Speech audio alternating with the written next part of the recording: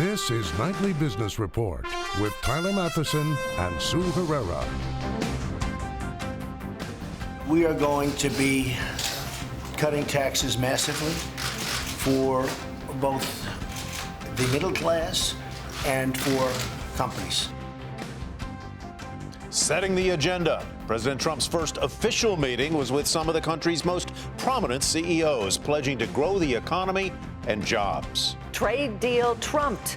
The U.S. withdraws from a sweeping multilateral agreement. But what happens next? And merger blocked. A federal judge calls Aetna's proposed takeover of Humana anti-competitive and comes as the industry faces an uncertain regulatory future. Those stories and more tonight on Nightly Business Report for Monday, January 23rd. Good evening, everyone, and welcome. President Trump got to work. On his first formal day in the White House, the president welcomed the chief executives of some of the country's most well-known companies. With business leaders around the table, he pledged to cut taxes, wipe out regulations, and fast-track U.S. factories. But he also threatened a border tax. Eamon Javers reports tonight from the White House. President Trump started his first workday in the White House by delivering a carrot-and-stick message to a dozen of the nation's top manufacturing CEOs. The group included Elon Musk of Tesla, Marilyn Hewson of Lockheed Martin, and Andrew Liveris of Dow Chemical, among others. The new president's message: if the CEOs create jobs in the United States, they can expect expedited approval for new factories and considerably lower taxes. But they were also warned about moving factories out of the country.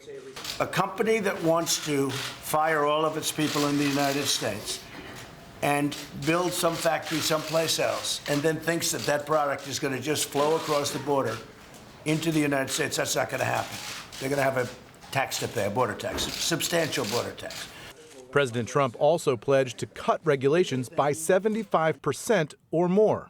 We're going to be cutting regulation massively. Now, we're going to have regulation, and it'll be just as strong and just as good and just as protective of the people as the regulation we have right now. The problem with the regulation that we have right now is that you can't do anything.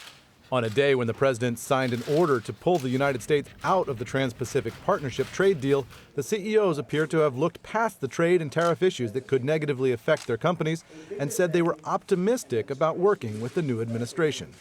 He's not going to do anything to harm competitiveness. He's going to actually make us all more competitive, recognizing there's a transition here in terms of you can't get things done overnight. The CEOs left the White House today with a homework assignment from the President of the United States. They've been told to return here to the White House in 30 days with a list of suggestions of how to improve manufacturing here in the United States. For Nightly Business Report, I'm Eamon Javers in Washington. Well, if the administration and Congress follow through with a tax cut for both the middle class and corporations, along with rolled back regulations, will that help the stock market move higher? Charlie Bobrinskoy, vice chairman and the head of the investment group at Ariel Investments, joins us to discuss. Charlie, I want to work my way back to tax cuts and regulatory reform and so forth. But I was struck by one of the things in the notes from you today, and that is that the sort of under-focused story right now may well be the return of inflation, and you recommend that people have at least a portion of their portfolios positioned to take advantage and to protect from that. Why and how? Well, because I think there are not as many reports on inflation as there should be. We have a tighter labor market. We have an unemployment rate that's under 5%. We have big deficits right now that are going to get bigger. Trump is going to be spending money on infrastructure, doesn't seem to want to do much cutting of entitlements. He's going to have tax cuts. So all those things produce more deficits, and that tends to be inflationary. And just fundamentally, the data is showing that we already have some inflation. Wages were up 2.9% in the last jobs number. Energy prices have been moving higher. Rents have been moving higher. Healthcare costs have been moving higher. So I think after a period of benign inflation, it's starting to come back. And to Tyler's second question, how would you protect or hedge against that?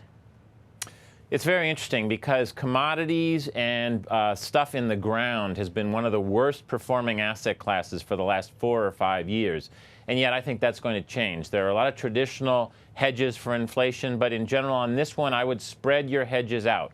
So things like farmland, oil, even some gold and precious metals are good ways to hedge yourself. And then what you shouldn't do is to buy a lot of long-term bonds, because long-term bonds do very badly in an inflationary environment. All right, let's go back to the sort of the topic we began with, and that is the possibility of regulatory reform and lower tax rates on the middle class and on corporations.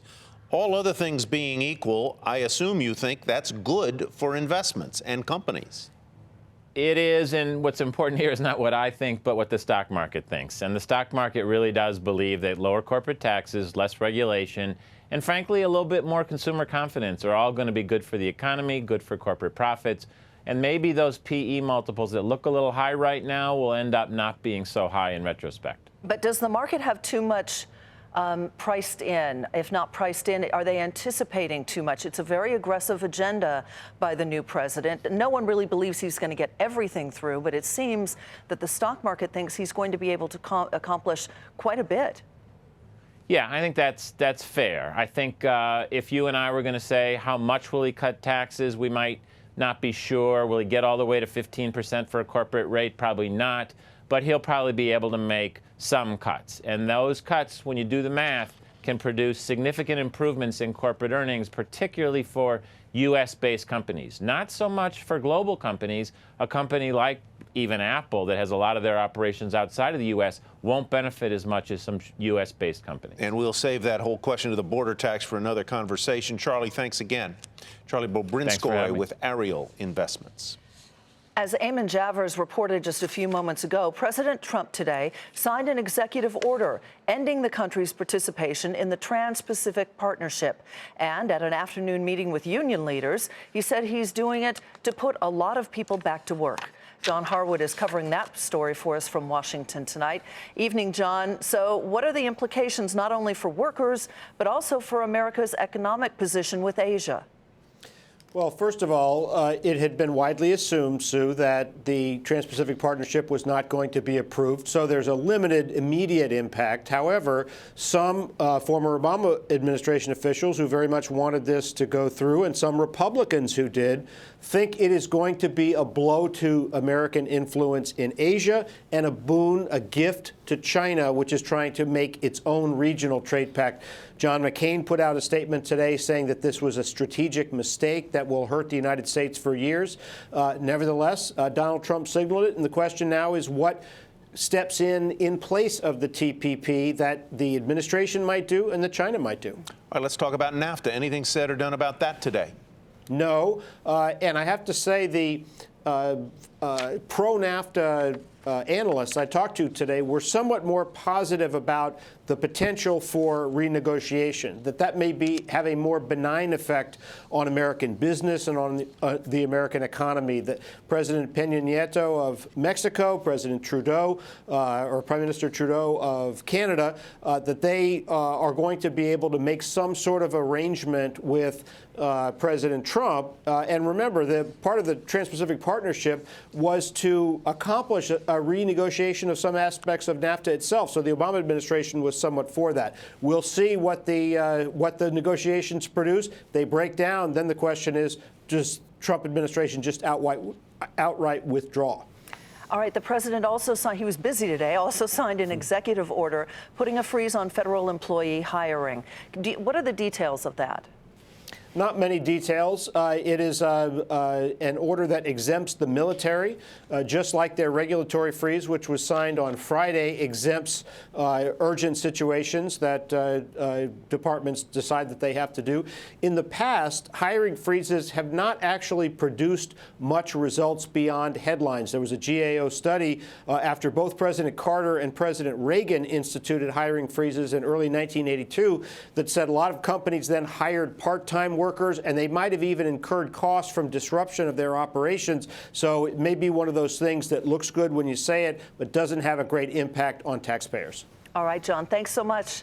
John Harwood in Washington for us tonight. Well, of course, any changes to trade agreements, especially NAFTA, is going to impact the auto industry. And tomorrow, the president meets with the CEOs of the big three automakers. Today, the heads of Ford and Tesla were at the White House. But can the president get car makers to build more vehicles in the U.S.? And if it does happen, How much could it drive up the cost of cars and trucks here in the U.S.?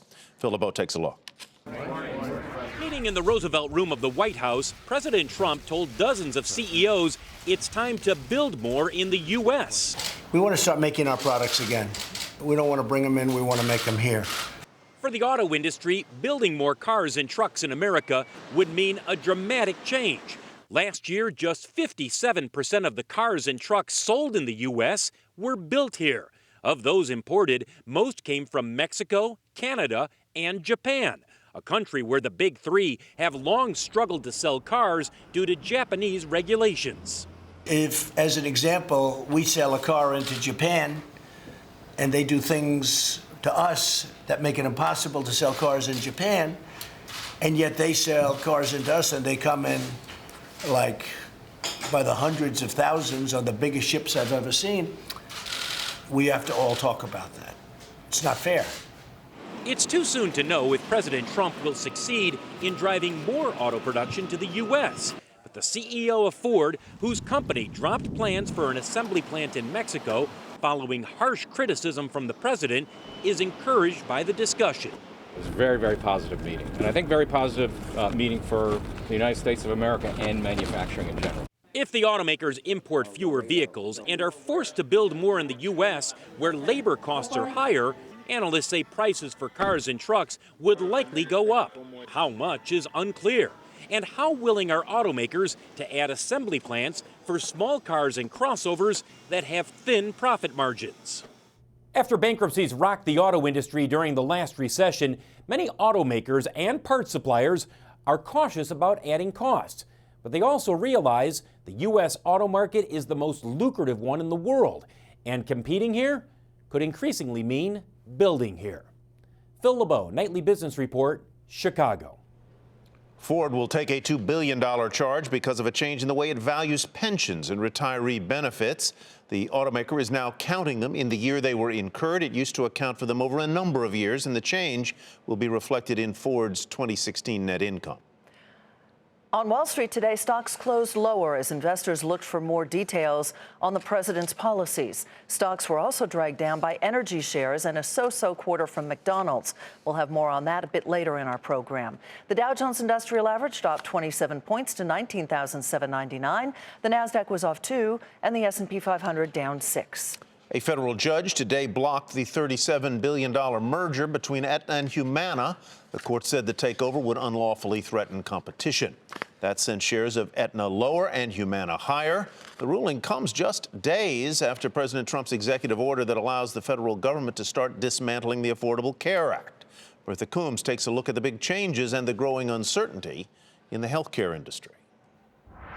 The Justice Department hailed today's ruling blocking Aetna's acquisition of Humana as a victory for seniors. A federal judge rejected the deal, saying the proposed merger is likely to substantially lessen competition in Medicare Advantage, making it unlawful because it would all but kill competition in more than 350 counties nationwide, despite Aetna's bid to divest some of the plans. Aetna says it is seriously weighing an appeal, but Leerink analyst Anna Gupta thinks it will be tough to save the $37 billion deal. Aetna certainly has the option to appeal, but they have to have Humana on board, and if there are other bidders, it bids up the value of the company. Gupta believes Anthem and Cigna, who also went to court to fight antitrust charges, will likely see a judge block their merger as well, setting the stage for a whole new round of health insurance deal-making.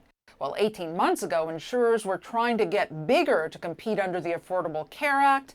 Now, the prospect of less regulation under the Trump administration has them hoping for greater long-term stability in the insurance market. President Donald Trump signed an executive order giving government agencies authority to reduce regulatory burdens of the law, such as waiving penalties for individuals who are not insured.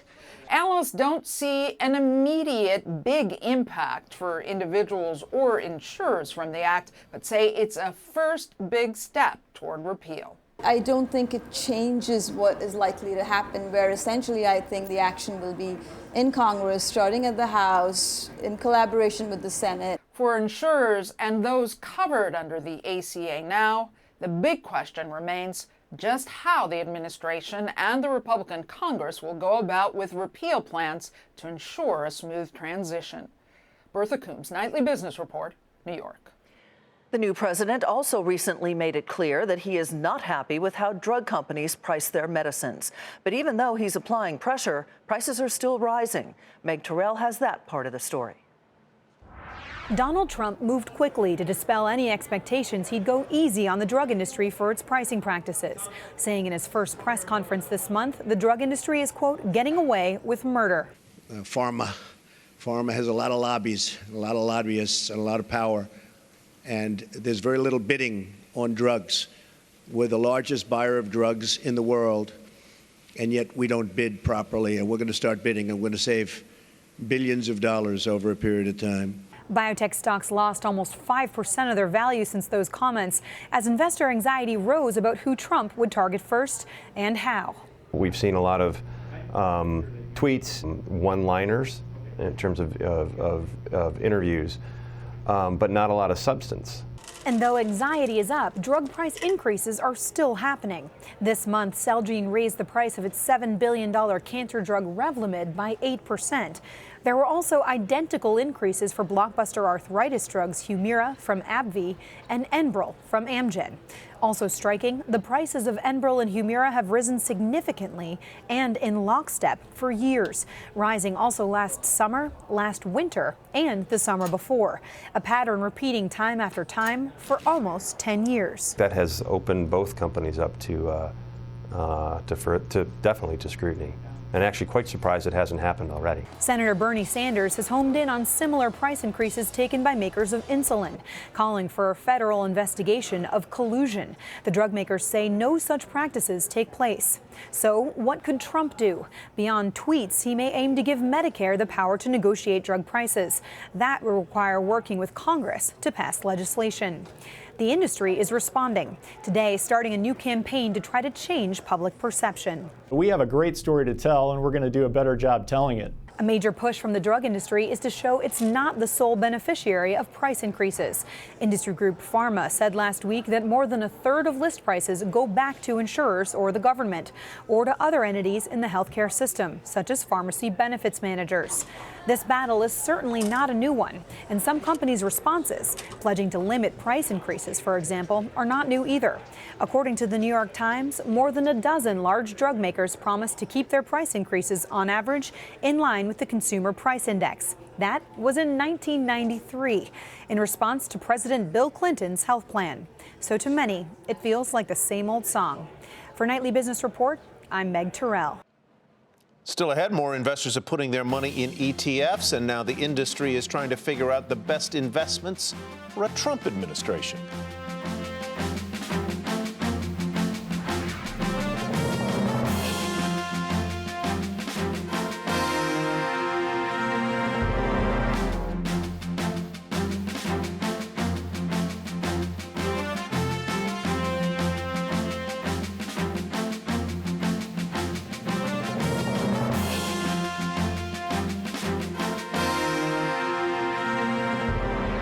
The Consumer Financial Protection Bureau fined units of Citigroup more than $28 million for giving mortgage borrowers the runaround. The bank allegedly withheld information about options to avoid foreclosure. Citi says it is pleased to have resolved the matter. Well, Yahoo topped expectations, and that is where we begin tonight's market focus. The company also said that it now expects to close its deal with Verizon in the second quarter and not the first, as previously thought. Separately, the Wall Street Journal reported the Securities and Exchange Commission is investigating whether Yahoo's 2 disclosed data breaches were reported to investors in a timely manner.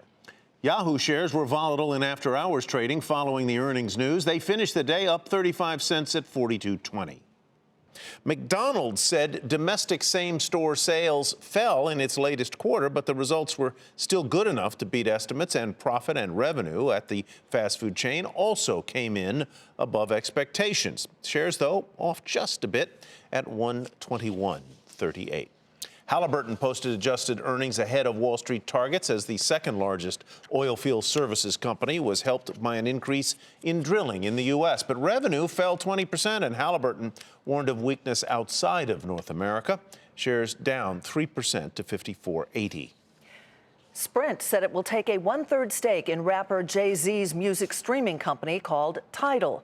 Several reports say Sprint paid $200 million for that stake. Under the deal, Sprint's 45 million customers will have access to Tidal's offerings, and Sprint CEO will join Tidal's board of directors. Sprint shares rose nearly 3% to finish at $9.18. And Amazon is reportedly making a move into the do-it-yourself auto parts business. The New York Post says the e-commerce giant recently signed contracts with several auto parts manufacturers to grab a piece of that $50 billion industry. The news sent Amazon shares up 1% to $817.88, while the auto parts retailers were all down 2% or more. Well, the ETF industry is approaching $3 trillion in assets under management, and that's small compared with the $16 trillion mutual fund business, but it's growing fast as demand for this type of investment tool hits a record. And at the world's largest exchange-traded fund conference, industry growth wasn't the only hot topic. Bob Pisani reports from Hollywood, Florida.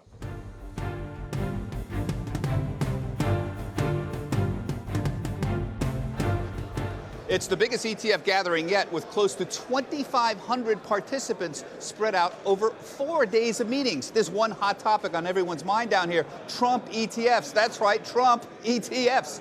Topic came up at a panel I moderated, and while you can't just buy an ETF that consists of stocks that might benefit from a Trump presidency, at least you can't yet, there's plenty of discussion around constructing portfolios of ETFs. So here's one basket of Trump ETFs floating around: the Aerospace and Defense ETF, ITA, go long that. Go long the PKB, the Building and Construction ETF, which would benefit from more infrastructure spending. And if you believe a Trump presidency will see higher volatility, higher inflation, maybe more debt, go long GLD, that's the gold ETF. Now, there's a lot of disagreement about whether Trump will be bullish or bearish for the dollar. There's been very heavy volume in upside bets for the dollar, like UUP. Now, some here have been floating contrarian plays. Most popular is go long Europe. EFA is the big one here, as a short on the dollar, on improving economy in Europe, and based on 4 years of underperformance in Europe against the S&P 500. The worry with Trump is that a long-term traditional sector bet may be very tricky. That's why some here are telling clients to gear up for Trump headline investing by using narrower sector and thematic bets like the Oil and Gas Exploration ETF, that's XOP, or the Defense and Aerospace ETF, or the Pharmaceutical ETF, that's PJP. The most unusual investing idea I've heard here is that Twitter should sell co-location services to high-frequency traders so they can be as close as possible to Twitter's servers, so they will get news of any Trump tweets before anyone else. Now, there's an original investing idea. I'm Bob Pisani, CNBC Business News, Florida. You never know. Coming up, one high-profile entrepreneur has a few things to say about the new president's unusual style.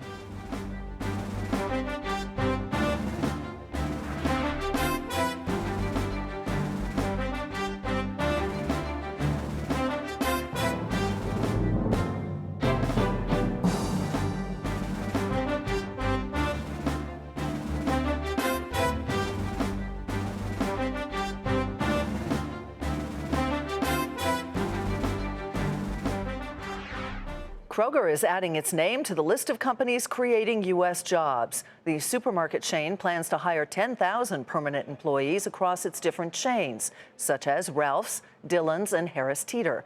Kroger currently employs about 430,000 workers nationwide.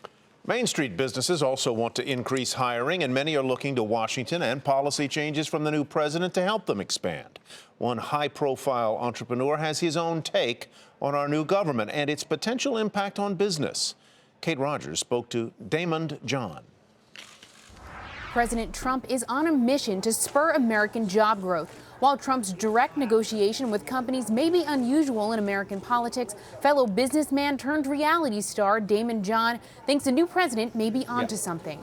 What's your take on that? You're a very successful businessman yourself. You do? Why? Absolutely love that. You know why? Because I'm sitting here with you because I will be here every day myself and not give it to an assistant. And he's not like, have your people call my people. No more hiding behind anything. And that's what business people do. The Shark Tank investor and entrepreneur behind the FUBU streetwear empire says he's keeping an open mind about Trump and his administration, which has already put in place a regulatory freeze and vowed to eliminate burdens and hurdles that stand in the way of American business growth. Well, I can only hope it's good for business. You know, I'm an American, and my fellow Americans elected Mr. Trump, and I think that he's a brilliant business person. No matter what we may think about him, his name is around the globe, and that means he obviously knows how to work with people. While Trump's focus as of late has been on keeping manufacturing jobs here in America, John said that's not enough. I want to see education. I want to see all of our fellow Americans who are suffering from unemployment and things of that nature. I don't necessarily know if I want to see more factories. Factories are good, but you know, it's the kind of, you know, give a man a fish instead of teaching him how to fish. But if you teach education and teach everybody what to do, then somebody needs to program them. Somebody needs to help build them in different ways. So I think that education is key. So as long as our government is trying to educate people, then we don't have to outsource to China and India and all these other countries. Having served as a presidential ambassador for global entrepreneurship under the Obama administration, John said he's also more than willing to pick up where he left off for President Trump if asked. Oh, I never thought about it like that. I'm just waiting for Cuba to run, because then I'll you know, be able to sleep in the White House one day. So far, no word yet on whether or not Mark Cuban plans to throw his hat into the ring. For Nightly Business Report, I'm Kate Rogers. To read more about Damon John's view of the new president and the entrepreneurial environment these days, head to our website, nbr.com. That'll do it for us on Nightly Business Report tonight. I'm Sue Herrera. Thanks for joining us. And I'm Tyler Mathisen. Thanks from me as well. Have a great evening, everybody. We'll see you back here tomorrow night.